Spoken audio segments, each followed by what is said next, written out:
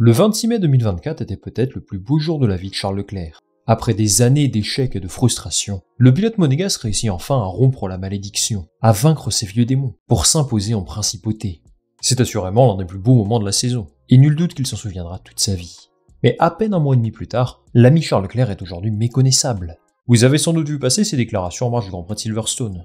Et oui, après tout, il sortait d'un Grand Prix très frustrant, terminé à la 14e place, et où les choix stratégiques de lui et de son écurie n'ont jamais été les bons. On observe une certaine baisse de forme chez Ferrari depuis quelque temps. Mais pourtant, jusqu'à très récemment, ils étaient la deuxième force du plateau. À plusieurs reprises, ils étaient la seule équipe capable d'aller chercher Red Bull. Mais là, la dynamique a totalement changé. Souvenez-vous que jusqu'à mai, nous étions à peu près tous dithyrambiques sur le projet mis en place par Ferrari. Ils ont signé Lewis Hamilton, Fred Vasseur a opéré une réorganisation vraiment positive depuis son arrivée. Et on sent que le meilleur est à venir pour eux. En tout cas, c'est ce qu'ils réussissent à véhiculer. Mais depuis quelque temps, c'est davantage un sentiment de frustration qui règne. Et c'est d'ailleurs un avis partagé par les deux pilotes. Bon, concrètement, ça s'en ressent au classement. Jusqu'à peu, Leclerc était deuxième du championnat. Mais il s'est fait coiffer assez logiquement par Lando Norris, qui compte 2 podiums de plus que lui. Mais surtout, sa forme sur les 4 derniers Grands Prix est assez inquiétante. Depuis sa victoire à Monaco, c'est un abandon, une P5, une P11 et P14. C'est quand même quelque chose de troublant quand tu as ce genre de bilan quand tu es censé te battre à l'avant chaque week-end. Surtout, ça contraste beaucoup avec ce que fait son coéquipier. Sur cette même période, Sainz en est à 39 points, contre seulement 12 pour Leclerc. Bon, évidemment, ce n'est pas représentatif, et on fera les comptes à la fin de la saison. Mais je trouve ça assez surprenant pour un pilote qui est censé être en pleine confiance après avoir gagné Monaco. Alors comment expliquer une telle baisse de forme? Pour commencer, on peut dire que dernièrement, Ferrari n'a pas fréquenté les meilleurs circuits pour sa monoplace. Silverstone en particulier n'est pas un tracé idéal pour eux. Bon, je ne fais pas de dessin, c'est un circuit qui va très vite, avec beaucoup d'enchaînements à haute vitesse, et ça ne joue pas en leur faveur. Jusqu'à peu, Ferrari était assez clairement la deuxième force du plateau. Mais depuis le Grand Prix d'Espagne, tout a changé. À Montemelo, ils ont apporté un joli package d'évolution qui était censé les aider à optimiser leur performance aérodynamique, et ce durant toute la durée du triple header. On compte surtout un plancher revisité de A à Z, des modifications sur la carrosserie autour du moteur et quelques révisions sur le diffuseur. Sauf que Ferrari a totalement échoué.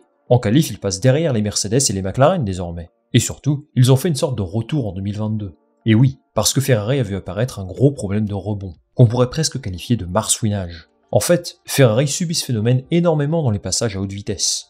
Il y a beaucoup de rebonds, et ça rend la Ferrari beaucoup moins compétitive par rapport aux autres équipes de tête. Alors Charles Leclerc a expliqué que la mise à jour fonctionne en termes de données, mais qu'il n'avait absolument pas prévu cette conséquence de rebond.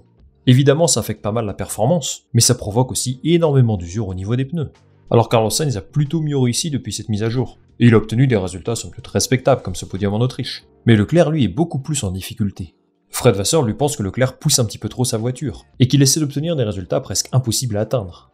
Ça peut expliquer en partie ses mauvaises décisions stratégiques intervenues à Silverstone, où il a tenté de passer en intermédiaire beaucoup trop tôt. À ce stade, Ferrari doit maintenant faire un travail d'analyse très profond, et trouver une solution pour réduire les rebonds sans compromettre la performance. A priori, ils ont prévu une nouvelle mise à jour à partir d'août, mais en attendant, ils vont devoir continuer à faire face à ce genre de problème lors des prochaines courses. Et ça les amis, ce n'est pas une très bonne nouvelle. Le problème qu'ils rencontrent est peut-être plus important qu'on ne le pense. À Silverstone, ils ont décidé de repartir sur une ancienne configuration. Une configuration utilisée à Imola. Et les amis, lorsque tu décides de revenir en arrière en Formule 1, ce n'est jamais bon. D'après Carlos Sainz, Ferrari a perdu des mois de développement. Il estime que retourner à une configuration antérieure est un vrai désaveu pour les ingénieurs de l'équipe, qui ont bossé à fond pour être performants lors de ce triple header, mais qui au final ne sont pas récompensés du tout. Et ça soulève de grosses lacunes techniques. Pour une écurie de ce standing, un tel scénario ne doit pas arriver. La réalité, c'est que Ferrari n'a plus de cap clair. Il y a eu une inversion des tendances par rapport à Red Bull, McLaren et Mercedes, qui eux font désormais cavalier seul en tête. Pendant que Ferrari cherche encore la bonne configuration pour sa monoplace, les autres en ont profité pour remporter des courses. Par exemple, en Autriche, George Russell hérite de la victoire grâce à l'incident entre Verstappen et Norris. Mais en début de saison, c'est Sainz et Leclerc qui auraient été dans cette position. Alors qu'il reste 2 courses avant la pause estivale, Ferrari devra certainement alterner entre différentes configurations. Selon Carlos Sainz, la voiture sera impossible à conduire à Spa avec le nouveau plancher, mais en Hongrie ça devrait passer. Ça nous montre que Ferrari a beaucoup de problèmes à régler, et qu'ils sont très loin de leur standard de début de saison. La résolution de ce problème est cruciale pour redresser leur saison, qui a commencé de manière prometteuse, mais qui est clairement en train de se détériorer. Et s'ils veulent lutter pour le titre en 2025, ça passe par là. Alors aujourd'hui, faut-il être inquiet pour Ferrari? On a posé la question à Fred Vasseur à Silverstone, et lui forcément il défend son équipe. Il pense qu'ils sont capables de relever la tête. Il prend en exemple ce qu'il s'est passé la saison dernière. Souvenez-vous qu'à peu près au même moment de la saison, Ferrari a traversé une période très compliquée. C'était dur pour eux d'aller chercher un podium, et ils étaient souvent cités comme la 4e force du plateau. Après le Grand Prix des Pays-Bas, au retour de la pause estivale, Ferrari s'est grandement amélioré. Il y a eu des pole positions, et même une victoire décrochée à Singapour. La seule victoire non inscrite par Red Bull. Je pense que Fred Vasseur a raison sur un point. Ferrari a prouvé qu'ils sont capables de rebondir. Lui n'hésite pas à trancher dans le vif si besoin, et à réorganiser son équipe s'il estime que ça peut apporter des meilleurs résultats. L'an dernier, par exemple, ils ont sacrifié quelques séances d'essais libres, pour se concentrer intégralement sur la résolution d'autres problèmes. C'est une stratégie risquée, mais qui a payé. Ensuite, Ferrari a malgré tout une très bonne capacité de développement. Ils ont prouvé par le passé être capables d'apporter les bonnes évolutions, au bon moment, et leur deuxième partie de saison 2023 est somme toute très solide. Ce n'est absolument pas une garantie, surtout qu'il me semble que leurs concurrents sont bien meilleurs que l'an passé, mais ils auront certainement une fenêtre de tir où ils pourront marquer davantage de points. Enfin, Fred Vasseur affiche beaucoup de confiance en son équipe technique. Selon lui, ça ira bien mieux à partir d'août, à partir du moment où ils auront de nouvelles évolutions. Est-ce un simple discours de façade ou une vraie confiance en son équipe? Seul le temps nous le dira. En résumé, Ferrari affiche beaucoup de confiance malgré tout. De mon côté, je dirais que la situation est encore sous contrôle.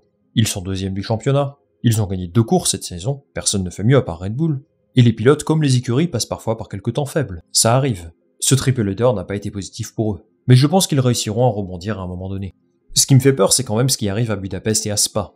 On sent que les pilotes ne sont vraiment pas confiants dans leur nouveau package, et ils n'hésitent pas à le dire publiquement d'ailleurs, et ça ce n'est pas un signal très positif.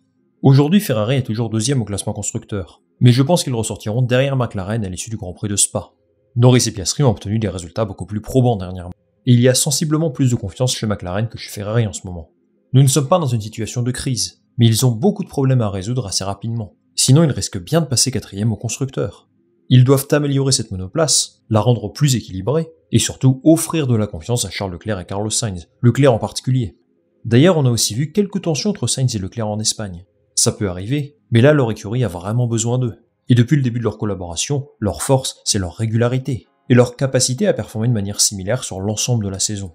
Plus que jamais, Ferrari doit bosser très dur à Maranello en ce moment, parce qu'ils sont à un point crucial de leur saison. Il faut comprendre que battre Red Bull à la régulière est quelque chose de possible aujourd'hui. Et Ferrari doit être au rendez-vous, pas seulement McLaren et Mercedes. Ils ont tout pour le faire. Les capacités techniques, les pilotes, le staff, et c'est le niveau d'attente minimum qu'on doit avoir pour cette équipe, qui, rappelons-le, est la plus prestigieuse de la Formule 1. Pour se battre pour le titre l'an prochain, avec Lewis Hamilton et Charles Leclerc, Ferrari doit être présent maintenant. Et il y a du boulot. Alors, à eux de jouer, et de nous montrer que eux aussi peuvent remporter davantage de victoires. C'est terminé pour cette vidéo les amis, merci beaucoup de l'avoir regardé. J'attends votre avis en commentaire sur la saison de Ferrari pour l'instant, et sur leurs problèmes récents. Est-ce que vous pensez qu'ils vont réussir à rebondir? Et pourquoi pas à décrocher davantage de victoires en deuxième partie de saison? Moi je lirai tout ça très attentivement. Comme d'habitude, si tout ça vous a plu, je vous invite à liker, à partager ça autour de vous, et bien sûr à vous abonner pour le référencement, la visibilité, et me donner un maximum de force. On va se retrouver très vite pour une nouvelle vidéo. Salut, à la prochaine.